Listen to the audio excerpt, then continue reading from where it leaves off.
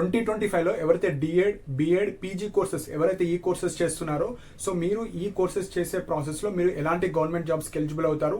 And ఎవరైతే ఇప్పుడు recent passed outs వాళ్ళు ఉన్నారో చాలా ఎంట్రన్స్ ఎగ్జామ్ రాశారు. సో మేము డిఎడ్ చేయాలా, బిఎడ్ చేయాలా, పీజీ చేయాలా, అండ్ ఆల్రెడీ డిఎడ్ చేసిన వాళ్ళు బిఎడ్ చేయాలా, పీజీ చేయాలా, ఓన్లీ పీజీ ఉన్న వాళ్ళు నెక్స్ట్ డిఎడ్ చేయాలా, బిఎడ్ చేయాలా. సో ఇలాంటి చాలా డౌట్స్ ఉన్నాయండి చాలా స్టూడెంట్స్కి.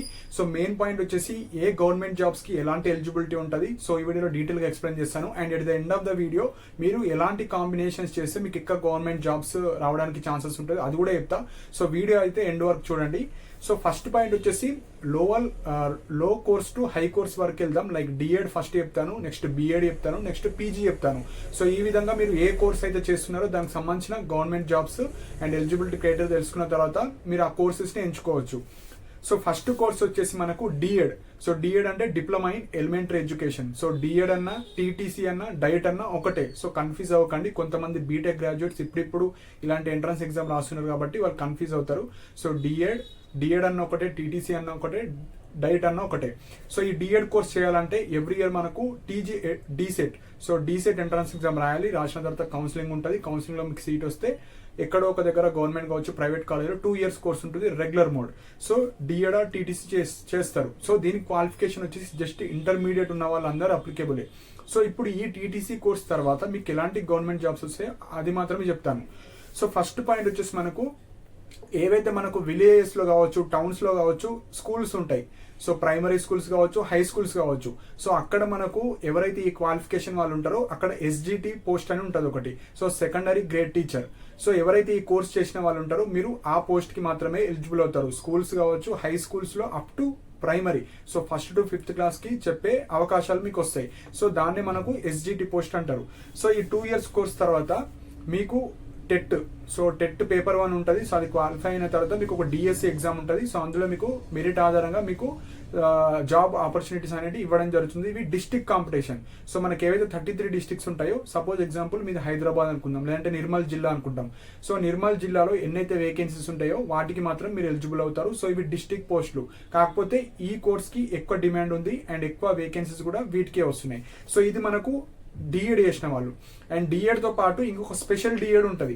సపోజ్ స్పెషల్ డిఎడ్ ఏంటంటే మనకు ఎలా అయితే నార్మల్ పిల్లలకి చెప్తామో మీరు డిసెబిలిటీకి సంబంధించిన పిల్లలు ఎవరైతే ఉంటారో వాళ్ళకి చెప్పడానికి ఒక టీచర్ కావాలి. సో వాళ్ళని స్పెషల్ టీచర్స్ అంటారు. ఆ స్పెషల్ డైట్ కావచ్చు, స్పెషల్ టీటీసీ చేసిన వాళ్ళకు ఆ పోస్ట్కి ఎలిజిబుల్ అవుతారు. సో ఇక్కడ స్పెషల్ టీటీసీ చేయడం వల్ల మీరు 2 ఆపర్చునిటీస్ ఉంటాయి. ఒకటి నార్మల్ ఎస్జిటి పోస్టులకు ఎలిజిబులే అండ్ మీరు స్పెషల్ ఎస్జిటి పోస్టులకు కూడా ఎలిజిబులే. సపోజ్ లాస్ట్ ఇయర్ పడ్డాయి పోస్టులు, సపోజ్ ఈ ఇయర్ పడకపోయినా మీరు నార్మల్ ఎస్జిటి పోస్టులకు ఎలిజిబుల్ అవుతారు. సో ఎవ్రీ ఇయర్ మనకు సెంట్రల్ గవర్నమెంట్ నుంచి ఆర్సీఐ నుంచి కంబైన్డ్ నోటిఫికేషన్ వస్తుంది. సో ఇండియా వైడ్ గా ఉన్న అన్ని స్పెషల్ డిఎడ్ కాలేజెస్కి మీరు అప్లై చేసుకోవచ్చు. సో బేసిక్ ఇంటర్మీడియట్ క్వాలిఫై ఉన్న వాళ్ళందరూ అప్లికేబులే. సో ఇది మనకు డిఎడ్ ఆర్ టీటీసీ చేసిన వాళ్ళకు. సో మీరు మన తెలంగాణలో చేయాలంటే టెట్ రాయాలి. టెట్ తర్వాత డిఎస్సి ఉంటుంది. అండ్ ఎవరైతే సెంట్రల్ గవర్నమెంట్ జాబ్ చూసుకుందాం అనుకుంటున్నారో లైక్ కేవీఎస్ కావచ్చు, ఎన్విఎస్ కావచ్చు. సో ఎలా అయితే తెలంగాణలో స్టేట్ గవర్నమెంట్ ఉన్న స్కూల్స్లో మీరు ఎలా అయితే జాబ్ ఉంటుందో సెంట్రల్ గవర్నమెంట్లో కూడా ప్రతి స్కూల్స్లో మనకు ప్రైమరీ లెవెల్లో మీరు ఎలిజిబుల్ అవ్వాలంటే ఈ డిఎడ్ ఉంటే సరిపోతుంది. ప్లస్ సీటెట్ రాయాలి. సో మనకి ఇక్కడ ఎలా అయితే టెట్ ఉంటుందో సెంట్రల్ లెవెల్లో సీసెట్ ఉంటుంది. సో సీటెట్ క్వాలిఫై అయిన తర్వాత మీరు అక్కడ గవర్నమెంట్ జాబ్స్ ఏవైతే సెంట్రల్ లెవెల్లో ఉంటాయో అందులో మీరు రాసుకొని అందులో క్వాలిఫై అయితే మెరిట్ ఆధారంగా మీకు అక్కడ గవర్నమెంట్ టీచర్ కూడా అవ్వచ్చు. సో ఇది మనకు డిఎడ్ ఆర్ టీటీసీ చేసిన వాళ్ళ గురించి. అండ్ సెంట్రల్లో కూడా మనకు స్పెషల్ టీచర్స్ అవి కూడా రిక్రూట్మెంట్ పడతాయి. సో అందులో కూడా మీరు ఎలిజిబులే. సో ఇది ఎవరైతే డిఎడ్ ఆర్ టీటీసీ చేద్దాం అనుకున్న వాళ్ళు. నెక్స్ట్ వచ్చేసి బిఎడ్. సో బిఎడ్ ఎవరైతే చేద్దాం అనుకుంటున్నారో సో బిఎడ్ చేయాలంటే ఒక బేసిక్ క్వాలిఫికేషన్ వచ్చేసి మీరు డిగ్రీ కావచ్చు, బీటెక్ కావచ్చు పాస్ అయి ఉండాలి. సో ఎవ్రీ ఇయర్ మనకు టీజీ ఎడ్సెట్ ద్వారా మనకు ఒక ఎంట్రన్స్ ఎగ్జామ్ కండక్ట్ చేయడం జరుగుతుంది. సో ఆ ఎంట్రన్స్ ఎగ్జామ్ రాసి మీరు యూనివర్సిటీ కావచ్చు, గవర్నమెంట్ కాలేజ్ కావచ్చు, ప్రైవేట్ కాలేజ్ కావచ్చు ఎక్కడైనా మీరు బిఎడ్ వేసుకోవచ్చు. సపోజ్ ఆ ఎంట్రన్స్ ఎగ్జామ్ రాయకపోయినా మీరు మేనేజ్మెంట్లో వెళ్ళొచ్చు. కానీ డిఎడ్, టీటీసీ ఆర్ డీసెట్ అనేది మ్యాండేటరీగా ఎగ్జామ్ రాయాలి. మీకు కౌన్సిలింగ్ ద్వారా వస్తే కౌన్సిలింగ్ ద్వారా వెళ్ళొచ్చు, లేదంటే మేనేజ్మెంట్ ద్వారా వెళ్ళొచ్చు డిఎడ్కి. కానీ బీఎడ్కి మీరు ఎంట్రన్స్ ఎగ్జామ్ రాయకపోయినా మీరు డైరెక్ట్ మేనేజ్మెంట్లో వేసుకోవచ్చు. సో బీఎడ్ వచ్చేసి సో ఈ బీఎడ్ చేయడం వల్ల మీకు ఎలాంటి జాబ్ ఆపర్చునిటీస్ ఉంటాయంటే ఫస్ట్ స్కూల్స్లో. సో మనకు హై స్కూల్స్ అంటే అప్ టు 10th క్లాస్ ఉంటాయి. సో ప్రైమరీ స్కూల్స్ అంటే కొన్నిట్లో 1st to 5th క్లాస్ మాత్రమే ఉంటుంది. హై స్కూల్ అంటే up to 10th class. So ఇక్కడ మనకు స్కూల్ అసిస్టెంట్ జాబ్స్ ఉంటాయి. అంటే ప్రతి 2 సబ్జెక్ట్స్ చెప్పాలి మీరు. సో స్కూల్ అసిస్టెంట్ అంటే 2 సబ్జెక్ట్స్ చెప్పాలి. సో మీరు ఏవైతే బీఎడ్లో మెథడాలజీ తీసుకుంటారో ఆ మెథడాలజీకి సంబంధించిన సబ్జెక్ట్స్ మీరు పిల్లలకు చెప్పాలి. సో అది మనకు స్కూల్ అసిస్టెంట్ జాబ్ అంటారు.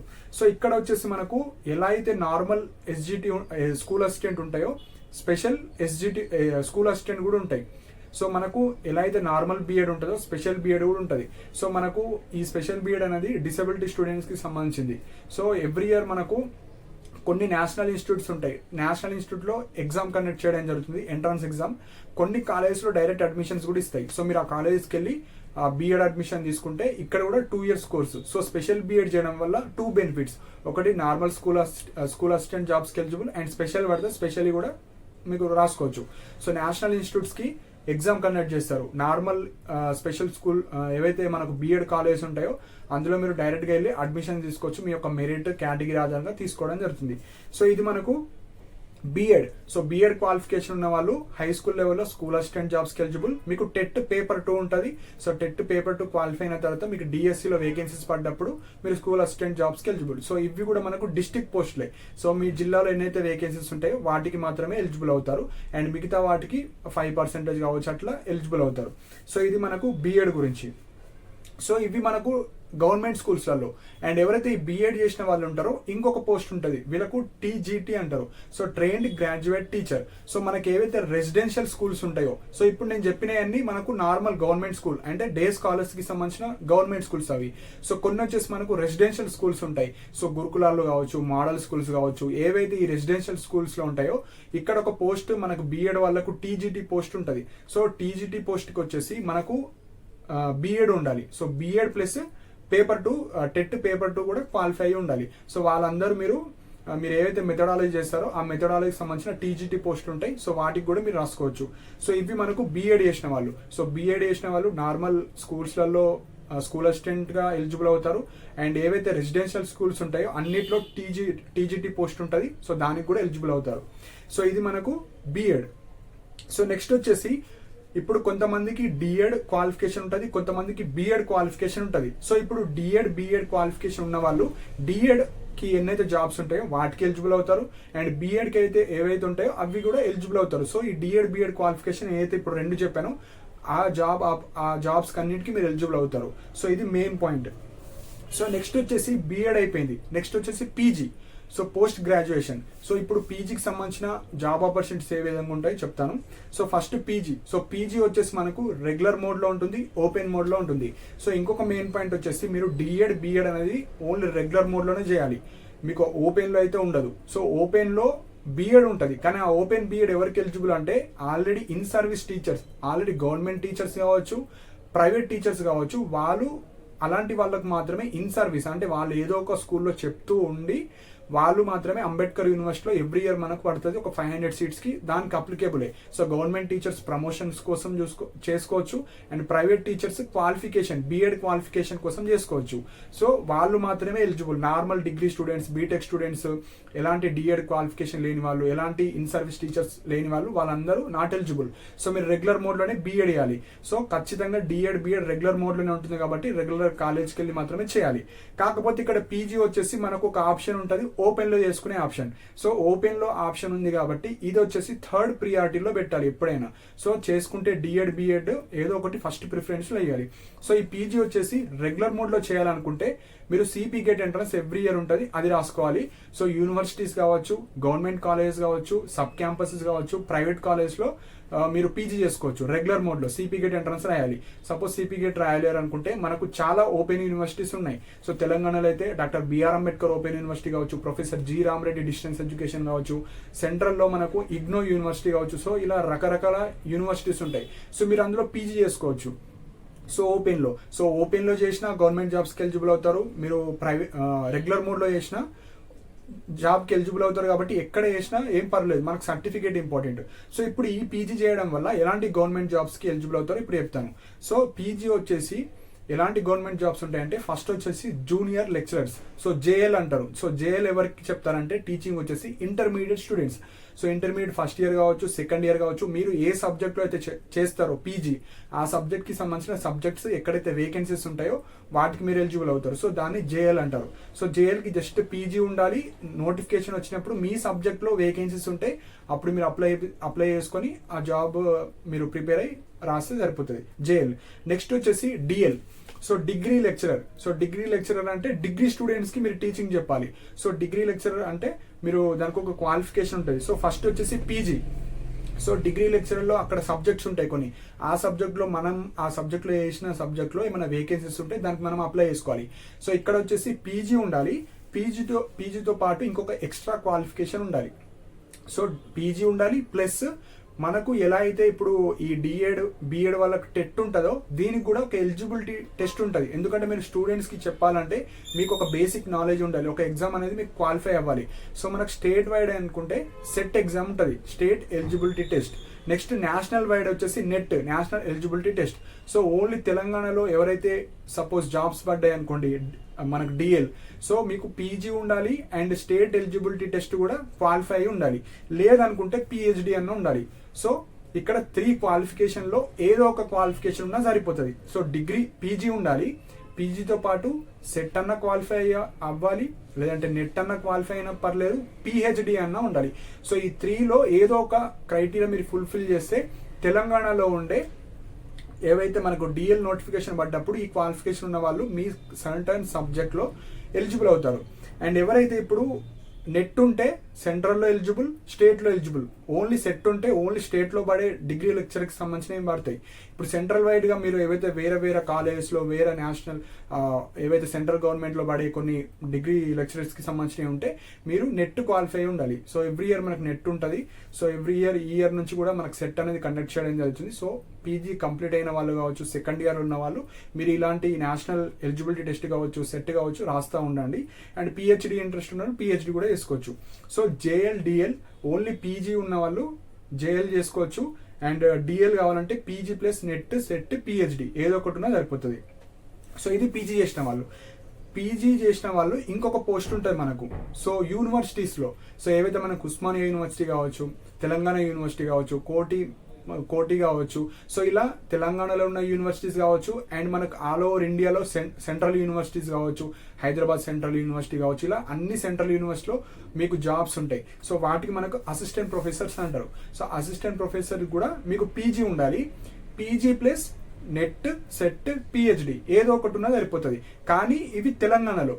సపోజ్ మీరు వేరే యూనివర్సిటీలలో వేద్దాం అనుకుంటే నెట్ ఉండాలి. సో నెట్ అన్న ఉండాలి, పిహెచ్డి అన్న ఉండాలి. సో అప్పుడు మాత్రం మీరు ఎలిజిబుల్ అవుతారు. సో ఒకటి గుర్తుపెట్టుకోండి, స్టేట్లో మీరు చేయాలనుకుంటే సెట్ ఉంటే సరిపోతుంది.